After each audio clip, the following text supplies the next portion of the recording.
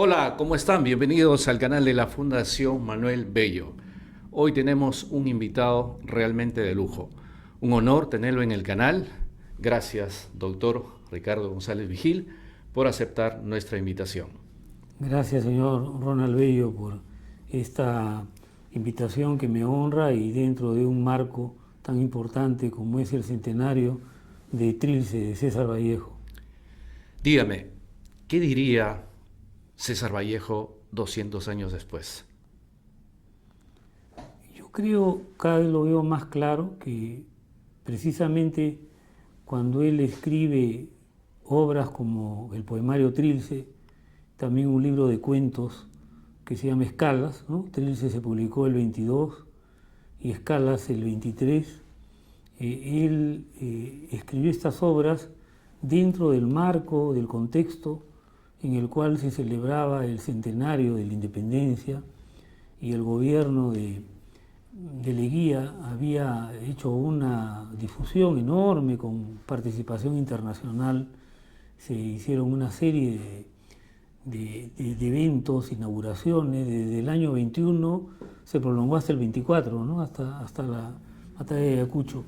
Y además es un contexto en el cual varios intelectuales se dieron a conocer con libros o preparando ediciones especiales de periódicos, ¿no? Por ejemplo, el diario El Comercio salió un número enorme, especial, que era una reflexión sobre los 100 años del Perú, ¿no? Y así, ¿no? Hay varias obras conmemorativas y se dan a conocer historiadores de la importancia de Raúl Porras Barrenechea, Jorge Basadre, dentro de la historia de la literatura Luis Alberto Sánchez, que además habían participado en un grupo que en la Universidad de San Marcos introdujo la reforma universitaria desde 1919. Dentro de la formación de Vallejo en la Universidad de Trujillo había conocido a Antenor Orrego, cajamarquino.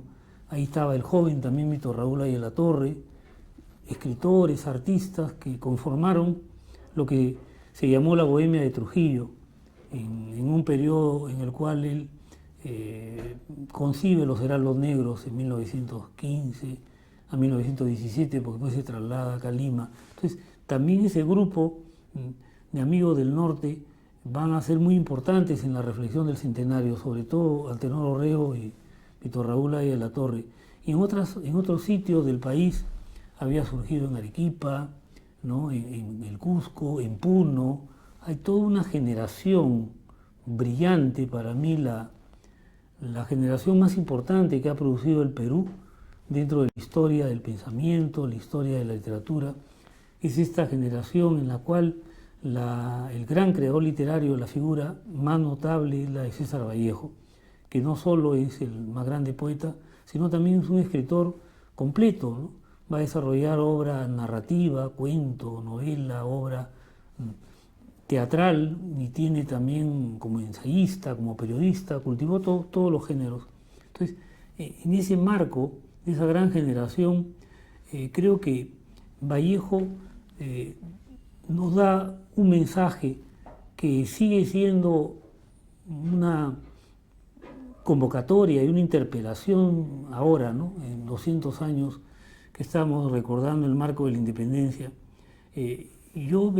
Por un lado, veo que Vallejo es muy crítico con un proceso emancipador que sobre todo había sido llevado a cabo por la parte del Perú que Jorge Basadre terminaría llamando el Perú oficial, no el otro lado que es el Perú profundo, según Basadre. Esos términos todavía no existían en la época que hablo, los va a acuñar poco después el gran historiador tagneño, pero sirve para hacer notar lo que sentía Vallejo, que este Perú del gobierno, el Perú centrado en ese terrible centralismo que tiene Lima, y todo este Perú criollo, entre comillas, como ya lo había dicho Manuel González Prada, vivía a espaldas del mundo andino, ¿no? Entonces, eso creo que para Vallejo era central. En los Heraldos Negros ya había dedicado toda una sección, Nostalgias Imperiales, a decir que él era el portavoz de la herencia andina, de la herencia prehispánica. Él dice, lábrase la raza indígena en mi palabra.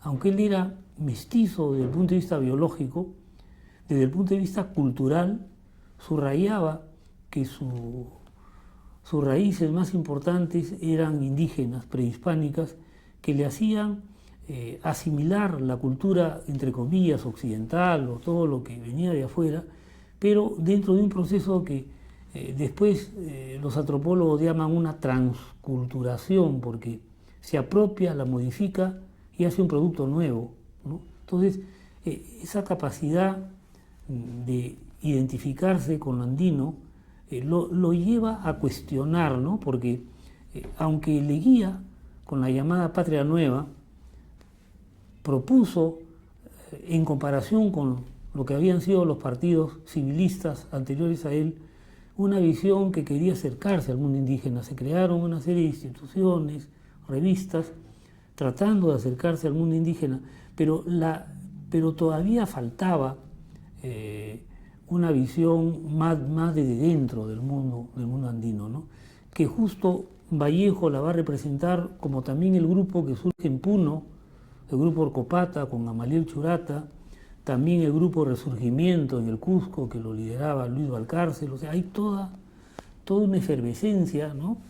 Dentro de la cual hay que situar el mensaje de Vallejo, porque Vallejo considera que esa parte que para él era sustancial de la herencia cultural no participa de verdad en el fenómeno que podríamos llamar de independencia. Todavía está al margen, ¿no? Y para Vallejo eso debilita, quita valor a esta manera de entender el Perú, ¿no? Entonces, 100 años después, a pesar de que producto de varios pensadores, intelectuales, de algunos movimientos políticos de inspiración indigenista, el propio Jorge Basadre dice que quizá lo más importante del siglo XX es la toma progresiva de conciencia que ha tenido la ciudadanía peruana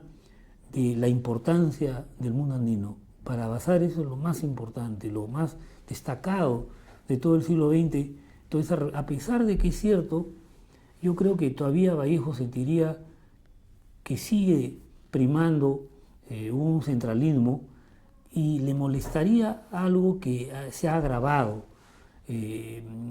Ya en su época se sentía que se vivía mucho dependiendo de los grupos de poder internacionales, y eso se ha agravado 100 años después. Ahora estamos dentro de, entre comillas, la llamada globalización, ¿no? Y se produce un fenómeno muy peligroso en el cual las grandes transnacionales económicas, los grandes intereses políticos se expresan también en cómo los códigos culturales, los códigos artísticos que están formados desde las urbes principales de Estados Unidos o de Europa Occidental, tratan de presentar como si fueran universales, en realidad patrones que son locales, regionales, y que ellos globalizan, ¿no? Produciendo un fenómeno de marginación y de subestimación de otro tipo de tradiciones culturales. Entonces yo creo que más bien corremos un riesgo muy grande de que cada vez van desapareciendo lenguas originarias. En el mundo amazónico han desaparecido en 100 años muchas. En el norte mismo, a comienzos del siglo XX, había mucho más la presencia de otras lenguas indígenas, ¿no? Y todo eso ya no tiene mayor presencia. Las lenguas que todavía tienen muchos hablantes, como el quechua o el aymara, proporcionalmente han perdido terreno dentro de él.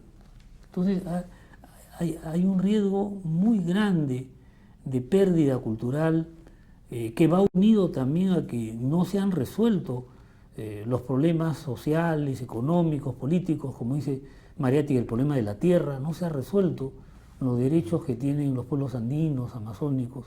Entonces, yo creo que él sentiría que ese proceso capitalista que ha ido llevando a través del neoliberalismo y unas consignas de la globalización no le hacen verdadera importancia a nuestro gran legado cultural. Vallejo tendría mucho que decir, muy preocupado,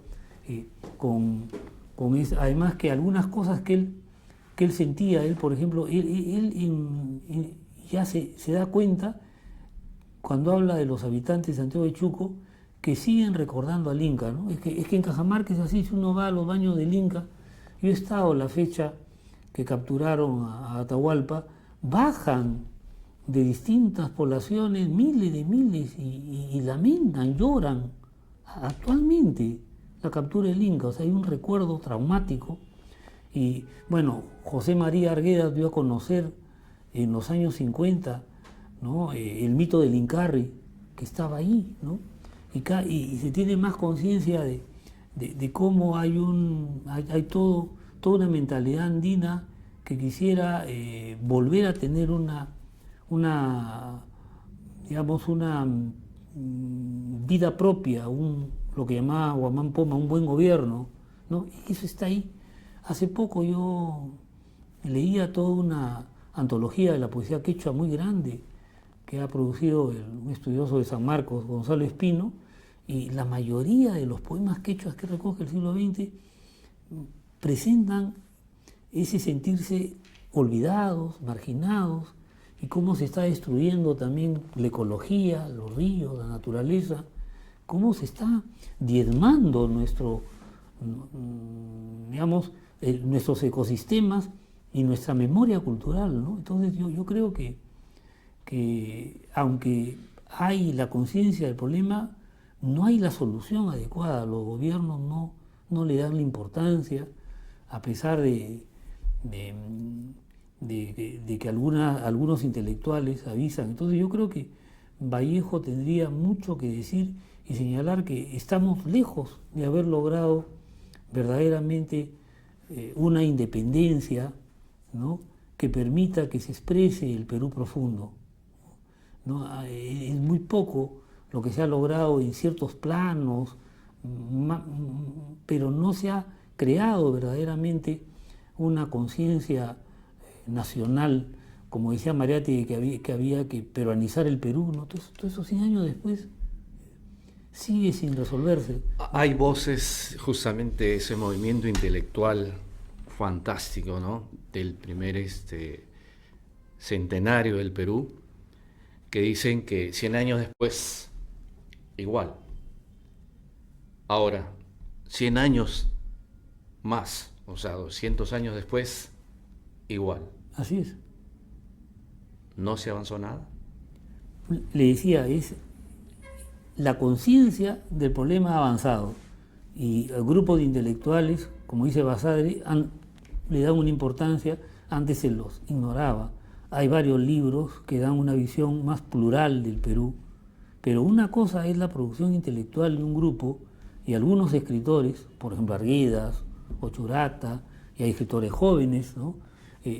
Una cosa es eso y otra cosa es que eso realmente se traduzca en la vida ciudadana, en algo que sea firme y que permita que se resuelvan los problemas sociales, económicos, políticos y culturales, y eso no, es como si un grupo minoritario pidiera algo que no tiene mayor repercusión ante una manera de entender la función pública y la política que está llena de corrupción, que no está al servicio de la nación o que se vende a intereses internacionales, ¿no? O sea que yo creo que ese es el problema. No se logra verdaderamente evitar el deterioro de las instituciones, el deterioro cultural. Es lamentable cómo cada vez menos se aprovecha la sabiduría que tenía el hombre andino, el hombre amazónico, para conservar su naturaleza, para vivir integrado, ¿no? Eso, allá hay toda una sabiduría vital que... Son 200 años de independencia donde se supone ya ha habido esa fusión de razas, de sangres, que se ha avanzado, pero algunas voces dicen, somos lo que somos, 2022. Ujú. ¿Qué le merece como reflexión? Mire, por ejemplo, ya de alguna manera uno lo sabía, pero ha sido terrible comprobar, sobre todo el año 2020, el primer año de la pandemia, cómo no funcionamos, ¿no? O sea, el país en el mundo con mayor promedio, ¿no?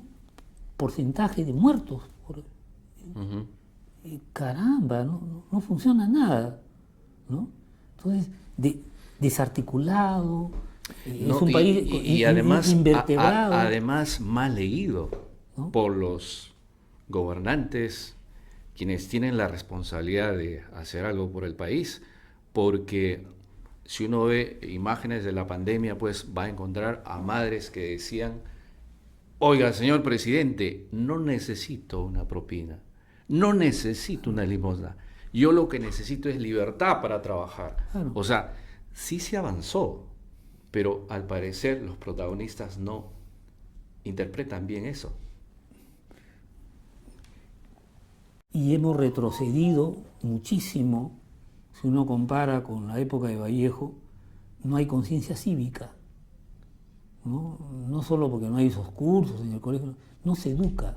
O sea, en la época de Vallejo había más valores cívicos en la educación de las personas. Entonces, esa es una cosa mortal en un país tan desarticulado, todavía subsiste el racismo, subsisten una serie de cosas que nos dividen, no está ahí, latente, ¿no? Todo el rato puede estallar. Entonces, verdaderamente, yo siento que no se ha avanzado suficientemente en el plano en el plano real, que se transformen las estructuras. Se ha avanzado en la conciencia nomás del problema de unos cuantos intelectuales y en las promesas políticas de ciertos grupos, ¿no? Claro. Yo no quiero mencionar ningún partido, pero varios partidos después de Leguía han hablado de su compromiso con el pueblo, y no solamente los declarados de izquierda, incluso algunos que serían más bien de centro, de derecha, democráticos, han mencionado que hay que recoger la herencia peruana, pero eso no corresponde a los hechos, es falso. Hay una deformación tremenda y seguimos convirtiéndonos en un país que sirve para el pillaje internacional. Si al comienzo que vienen los europeos interesaba el oro y la plata, ¿no? Después, en el siglo XIX, interesa el guano y el salitre. Al final, en el paso del XIX al XX, la explotación del caucho, el petróleo y hace tiempo es la coca. Entonces somos un país que sirve para ese tipo de fortunas que no nacen de un trabajo comprometido con la producción, sino que simplemente es una manera vil, terrible, de explotar ciertos recursos naturales que además... Depredar, ¿no? Depredar, destruyendo la ecología, y en el caso de la droga, de la coca encima, creando hábitos que van destruyendo el cerebro, destruyendo el potencial genético de la población. Es terrible. Pienso que hemos entrado en una carrera loca de hacer dinero, sin importar la factura que hay que pagar después. Pero ya era así, ¿no? Yo me acuerdo cómo el Inca Garcilaso se burla de cómo, y ya no era ni siquiera en el Perú, sino en la Florida, que ahora es Estados Unidos, se burla de cómo había un español que se apellidaba Ortiz. Entonces, cuando escucharon esta expedición, que había un hombre ahí que había quedado de una expedición anterior a la de Hernández Soto, cuando escucharon oro, Ortiz, o sea, estaban tan dispuestos a ver oro, que creían que les hablaba de oro y estaba hablando de un español.